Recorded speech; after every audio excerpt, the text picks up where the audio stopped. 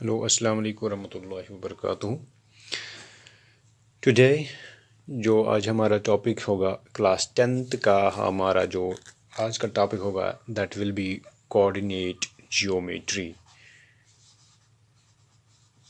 Coordinate geometry यानी आज हम बात करेंगे कोऑर्डिनेट जियोमेट्री के बारे में, जो क्लास 10th की स्टैंडर्ड की है। इसमें क्या क्या हमारे पास इसका सिलेबस क्या है और इसमें हमें कौन कौन सी फार्मूला पे डिस्कस करना होगा, इन पर हम बात करेंगे। सबसे पहले अगर हम देखेंगे ये जो कोऑर्डिनेट जियोमेट्री है, इसका जो सबसे पहला कंसेप्ट इसको हमारे पास लाया था एक मैथमेटिशियन था जिसका नाम था रीन डिस्कार्ड्स, और उसने ये कोऑर्डिनेशन जियोमेट्री का कंसेप्ट हमारे पास लाया था। वो एक फ़िलासफ़र भी था, एक मैथमेटिशियन भी था। फ़िलासफ़र एंड मैथमेटिशियन बहुत बढ़िया था। उसने हमें ये कोऑर्डिनेशन जियोमेट्री का कंसेप्ट दिया था। असल में ये कंसेप्ट उसके जहन में आया कैसे कि मान लो अगर किसी जगह हम भी बैठे होंगे और हम अपने बातों में मगन होंगे और कोई हमसे कोई सवाल पूछेगा कि आप कहाँ पर बैठे हुए हो, या ऐसे मान लो ये हमारे पास एक टेबल है और हम इसके सामने बैठे हुए हैं, ये हम यहाँ पर बैठे हुए हैं और यहाँ से कोई बंदा आया और इस टेबल पे यहाँ पे एक मान लो एक बुक है, इधर है बुक। तो ये इसने हमें इस बी वाले ने ए से क्वेश्चन किया कि what is the position of this book on this table. So हम उसको कैसे जवाब देंगे? हम तो ये नहीं कह सकते हैं this is in the middle of the table, this is on the left side of the table, this is on the right side of the table, this is in the front of the table, front side of the table, और in the back side of the table. No, then there are too many answers. लेकिन रीन discard के जहन में जब यही question आया कि अगर मुझे यही क्वेश्चन पूछा जाएगा कोई अपोजिट वाले बंदे से तो मैं क्या जवाब दूंगा, तो उसने इसी को सॉल्व करने के लिए एक तरीका इख्तियार किया जिसको बाद में नाम पड़ गया कोऑर्डिनेशन जियोमेट्री या कोऑर्डिनेट जियोमेट्री। उसने बोला कि हाँ, मान लो हमारे पास दो लाइन्स है जो आपस में परपेंडिकुलर है। दो लाइन्स मान लो, these are the two perpendicular lines, this is x and this is y, and this is x axis and this is and y axis. Now this is positive side and this is negative side, this is positive side, this is negative side. Say this is the origin. So अगर कोई point इधर है, suppose this the point, किसी चीज़ की position यहाँ पर है, book है, इंसान है, कोई जगह है, कोई भी है, अगर यहाँ पर कोई बंदा है तो मुझसे सवाल पूछेगा तो कि ये पॉइंट कहाँ पर है, तो मैं इसको कैसे जवाब दूंगा? मैं इसको इस तरह जवाब दूंगा कि मान लो यहाँ से यहाँ तक है दो points, this is 1 2 and 3। I will say कि यहाँ पर इसका जो वैल्यू होगा, इसका वैल्यू है 2, 3, because it is 2 units away from x axis. यहाँ से इतना गया ये 2, लेकिन यहाँ से ये गया है 3। सो इसको मैं ऐसे लिख सकता हूँ 2 units from y and 3 units from x। सो जब हमें x का वैल्यू लिखना होगा, यहाँ पर x का वैल्यू है 2, दिस इज y का वैल्यू है 3। x का वैल्यू 2 है, it means on x-axis we have covered 2 units, but on y-axis we have covered 3 units. But when we say its distance, we say its distance is away from with reference to, यानी हम इसकी reference देते हैं x axes के साथ या y axes के साथ। जब हम देखेंगे कि x एक्सीज पे हम कितने चले, यानी इस तरह हम कितने चले, तो हम देते हैं रेफरेंस y की, और जब हम देखते हैं हम इस तरफ कितने चले तो हम देते हैं रेफरेंस x की, यानी हम x से कितना दूर भागे हैं, हम y से कितना दूर भागे हैं। y से कितना दूर भागे दैट इज x, x से कितना दूर भागे दैट इज y। सो इस तरह हमारे पास एक पॉइंट आता है, से this is the point P, इसका वैल्यू x, y, जिसको मैं ऐसे भी लिख सकता हूँ 2, 3। सो अब यहाँ से दो पॉइंट्स हमारे पास आ गए, ये दो वैल्यूज़ यहाँ पर आ गए, इनको हम कहते हैं कोऑर्डिनेट्स। क्या कहते हैं, कोऑर्डिनेट्स। अब इन दोनों का अलग अलग से नाम भी है इसमें। इसका नाम है एब्सिसा और इसका नाम है ऑर्डिनेट। ठीक। सो इस तरह हमारे पास ये कोऑर्डिनेट सिस्टम जो जियोमेट्री का है ये हमारे पास आया है। सो अब यहाँ पर कुछ पॉइंट, स्पेशल पॉइंट्स होते हैं, कुछ पर्टिकुलर पॉइंट्स हैं। अब उनके बारे में हम जानते हैं। पहले सबसे पहले मान लो यहाँ पर एक एक्स वाई प्लेन है, ये एक्स वाई प्लेन मान लो मैंने डाल दिया। अब जहाँ पर ये दो पॉइंट्स आपस में इंटरसेक्ट, दो लाइंस आपस में इंटरसेक्ट करते हैं, this is Y axis, this is X axis, this is X dash, this is Y dash. So इस पॉइंट को कहा जाता है ओरिजिन। ओरिजिन। एंड ये जो हिस्सा है, ये वाला हिस्सा, ये इसको कहते हैं फर्स्ट क्वाड्रेंट, बिकॉज इसमें सारे वैल्यूज पॉजिटिव होते हैं। All values are positive, both X and Y. इसमें एक्स भी पॉजिटिव होता है, एक्स भी और वाई भी पॉजिटिव होता है। जबकि इसमें अगर हम देखेंगे सेकंड क्वाड्रेंट की बात करेंगे, सेकंड क्वाड्रेंट, तो इसमें क्या होता है, एक्स नेगेटिव होता है लेकिन y होता है पॉजिटिव। ठीक। इसके बाद अगर हम देखेंगे, सपोज इसको मैं थोड़ा सा ब्राइट कर दूंगा यहाँ से।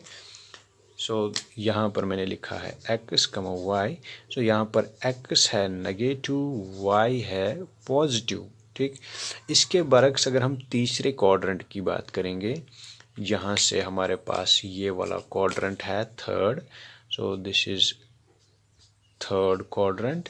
इसकी बात अगर हम करेंगे तो इसमें एक्स भी नेगेटिव एंड वाई भी नेगेटिव होता है। उसके बाद अगर हम देखेंगे, ये तो गया ओरिजिन, लास्ट वाला क्वाड्रेंट जो फोर्थ क्वाड्रेंट हमारे पास आता है। फोर्थ क्वाड्रेंट की बात जब हम करते हैं, इसमें एक्स होता है पॉजिटिव, मतलब greater than zero, but Y is less than zero, means this is positive, this is negative. ठीक। सो यहाँ पर ये x भी लेस देन ज़ीरो, y भी लेस देन ज़ीरो, यहाँ पर x less than zero, y greater than zero, यहाँ both are greater than zero. So ये जो हमारे पास ये जो सिस्टम आया, ये हमें याद रखना होगा किस में कौन सा पॉइंट पॉजिटिव है, कौन नेगेटिव है, कहाँ कौन पॉजिटिव होगा। सपोज अगर मैं अभी इसमें मैंने लिखा है ऊपर, अगर आपको याद होगा, जैसे मैंने इधर लिखा 2,3, सो यहाँ पर दोनों पॉजिटिव है। अगर मैं लिखना होता -2,3, तो मुझे यहाँ पर लिखना होगा -2,3। कहीं ना कहीं पर ये, कहीं ना कहीं ये इधर आ ही जाएगा -2,3। अब अगर मेरे पास दोनों नेगेटिव होंगे तो मेरे पास ये आएगा -2 -3 इधर आएगा। अगर मेरे पास खाली y नेगेटिव होगा, एक्स पॉजिटिव होगा, फिर ये मेरे पास इस क्वाड्रेंट में आएगा, कहीं ना कहीं इधर में आएगा, कहीं ना कहीं इधर, इसी तरह इधर, कहीं ना कहीं इधर से आ जाएगा। सो इस तरह हमारे पास ये जो आया, ये तो कुछ पॉइंट्स हमारे पास है या कुछ एरियाज, सेक्शंस है हमारे पास, जो मैंने इस कोऑर्डिनेट पॉइंट प्लेन में यहाँ पर दिखाया है। अब हम इसके आगे हम देखेंगे कुछ लाइंस, कुछ कहाँ से कोई पॉइंट कहाँ से पास होता है, तो उसको कैसे हम रिप्रेजेंट कर सकते हैं। सो अगर हम मान लीजिए कि अगर हमारे पास अब एक और एक्स, यही प्लेन मैंने लिया फिर से, एक्स वाई प्लेन, ये this is x dash and this is why dash. अब अगर मेरे पास कोई एक्सीज है, कोई पॉइंट है एक्स इज इक्वल टू 5, आपको बोला जाएगा कि इन एक्स वाई प्लेन इसको हम कैसे ड्रा कर सकते हैं। In X Y plane how can we draw X is equal to 5। So जब मुझे इसको ड्रा करना होगा तो मुझे यहाँ पर 5 का वैल्यू ढूंढना होगा। से दिस इज़ 5, तो सीधे मैं ऐसे एक लाइन डालूंगा, इसका नाम होगा x is equal to 5। So जब भी कोई वैल्यू कांस्टेंट के बराबर होगा एक्स या वाई का, सो जिसका वैल्यू हमें दिया होगा वो अपोजिट एक्सिस के पैरेलल में पास होता है।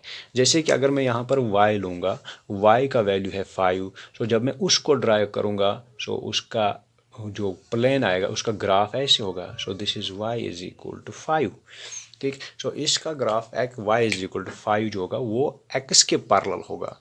सो जब x का वैल्यू दिया है तो उसका ग्राफ y के पैरेलल होगा, ठीक, उसका पैरेलल होगा। इसको जब इसका ग्राफ में डालना होगा तो इसका ग्राफ x के पैरेलल हो जाएगा।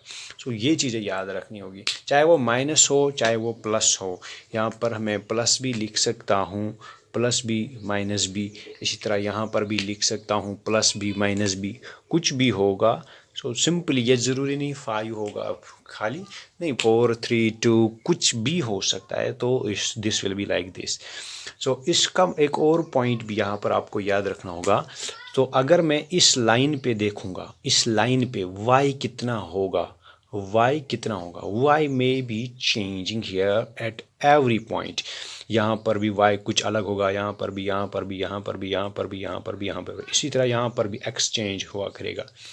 सो हो गया ये एक। अब दूसरा, इसी के साथ एक और पॉइंट आपको याद रखना होगा कि अगर मैं एक और लाइन डालता हूँ, सपोज़ मैंने डाली ये लाइन, एक मिनट, सपोज़ मैंने ये लाइन डाली इधर से, ये गई पास, इधर से ये एक लाइन पास गई। अगर मुझे ये बोला जाएगा कि इस लाइन, ये जो लाइन इसका नाम रखूँगा L, लाइन L जो इधर से पास गई है, इसने y एक्सिस को भी टच किया इधर और x एक्सिस को भी टच किया इधर। तो आप बताइए इसमें इधर का वैल्यू क्या होगा, इधर का वैल्यू क्या होगा और इधर का वैल्यू क्या होगा। तो इसको आप बता सकते हैं कि ये कहाँ से इसका वैल्यू क्या आ सकता है। तो उसको हम ऐसे लिख सकते हैं कि इसका वैल्यू अगर हमें ढूंढना होगा तो याद रखिएगा, ये जो यहाँ पर होगा ये y एक्सीस पर है, एक्सीस y की है। जब y की एक्सीस होगी, याद रखिएगा यहाँ पर x का वैल्यू हमेशा 0 होगा। इसका मतलब पहला वाला 0 होगा, दूसरा क्या होगा वो वही बताएगा जहाँ पर ये पॉइंट है। सो दिस इज़ y1, से दिस इज़ y1। पता नहीं, जब आप क्वेश्चन में आ जाएंगे तो आपको पता चलेगा इसका वैल्यू क्या आएगा। इसी तरह अगर मैं यहाँ पर जाऊँगा, मुझे यहाँ पर देखना है कि इस पॉइंट पे क्या होगा हमारा कोऑर्डिनेट्स। ये x एक्सिस पर है इसलिए यहाँ पर y0 होगा, x कितना होगा, से दिस इज x1 या x2, कुछ भी हो सकता है। तो यहाँ पर जो एक्सिस पे लाइन कट करेगी, जिस एक्सिस पे लाइन कट करेगी उसका अपोजिट वाला कोऑर्डिनेट का वैल्यू होता है 0। इन x पे कट करने वाले का वैल्यू देखेंगे तो y का वैल्यू 0 होगा। जो एक्सिस y, जो y एक्सिस के साथ लाइन कट करेगी वहाँ पर x का वैल्यू 0 होता है। तो ये कुछ बेसिक पॉइंट्स थे इसमें, तो जो हमें सीखने थे इसमें, जिनके बारे में मैंने बात किया। अब इसको थोड़ा सा सिलेबस के बारे में अगर हम देखेंगे, इस पे हमें क्या 10th के सिलेबस में हमें क्या क्या पढ़ना है। इसमें हमें खाली 3 फार्मूलाज पढ़ने हैं, बेसिक फार्मूलाज हैं। सो पहली फार्मूला है डिस्टेंस फार्मूला, डिस्टेंस फार्मूला यानी अब ये क्या फार्मूला है, ये फार्मूला ये है कि अगर हमारे पास अब 2 पॉइंट्स है, ये एक्स वाई प्लेन है, एक पॉइंट इधर है, एक पॉइंट इधर होगा, कुछ मान लो इधर है। अब इन 2 पॉइंट्स के बीच का फासला कितना है। अब पॉइंट्स तो हमें पता है, suppose this is 1,2, this is 4,-2। अब ये तो पॉइंट्स तो हमारे पास आ गए, लेकिन डिस्टेंस कितनी है ये हमें पता नहीं। इसीलिए हमें इसके लिए एक फार्मूला डिराइव करनी होगी जिसका नाम होता है डिस्टेंस फार्मूला। इसके बाद दूसरी फार्मूला इसमें आती है सेक्शन फार्मूला, सेक्शन फार्मूला।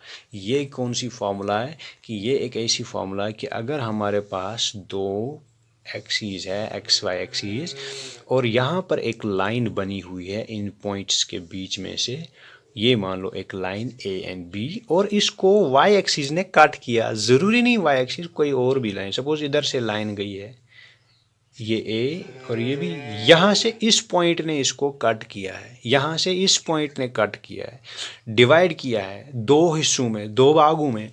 तो अब ये जो पॉइंट है, जिस पॉइंट ने इसको 2 हिस्सों में डिवाइड किया, मान लो यहाँ से है 3, यहाँ से है 2, जिसने इसको 2 और 3 हिस्सों में बांट दिया, उसका वैल्यू क्या होगा, से दिस इज x कमा y, इस x का वैल्यू क्या होगा, इस y का वैल्यू क्या होगा, यानी उसकी पोजीशन क्या है कि कौन सी पोजीशन है जिसने इस रास्ते को दो हिस्सों में बांट दिया।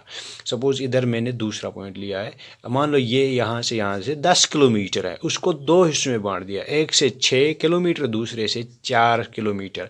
बीच वाला जो पॉइंट है जिसने इसको दो हिस्सों में बांट दिया, उसकी पोजीशन कहाँ है, वो किस जगह पर है, अगर हम एक्स वाई प्लेन पे डालेंगे तो वो कहाँ पर आ जाएगा। उसके लिए हमें सेक्शन फार्मूला चाहिए, वही हमें बताएगा कि कहाँ से इसका वैल्यू क्या होगा, x कितना होगा, y कितना होगा। तीसरी इसमें फार्मूला आती है area of triangle, area of triangle, यानी अगर अब हमारे पास 3 पॉइंट्स आ गए, एक्स वाई प्लेन पे 3 पॉइंट्स आ गए, ये 3 पॉइंट्स आ गए, अब इनको हमने ज्वाइन किया, अब इसने एक एरिया सब्सक्राइब किया, अब ये एरिया कितना होगा वही तो चाहिए, ए बी एंड सी। अब इस ए बी सी का फार्मूला जो ट्रायंगल बन गया, इसका एरिया कितना होगा, उसके लिए हमें एरिया ऑफ ट्रायंगल का फार्मूला देखना होगा कि वो कैसे होगा, उसका फॉर्मूला क्या होगा। ये 3 फार्मूलाज हमें पढ़ने हैं, इनको हम एक एक करके पढ़ेंगे। तो इंशाल्लाह नेक्स्ट टॉपिक हमारा होगा पहला वाला जो होगा, that will be our distance formula. So पहला हम पढ़ेंगे डिस्टेंस फार्मूला के बारे में। Okay, thank you.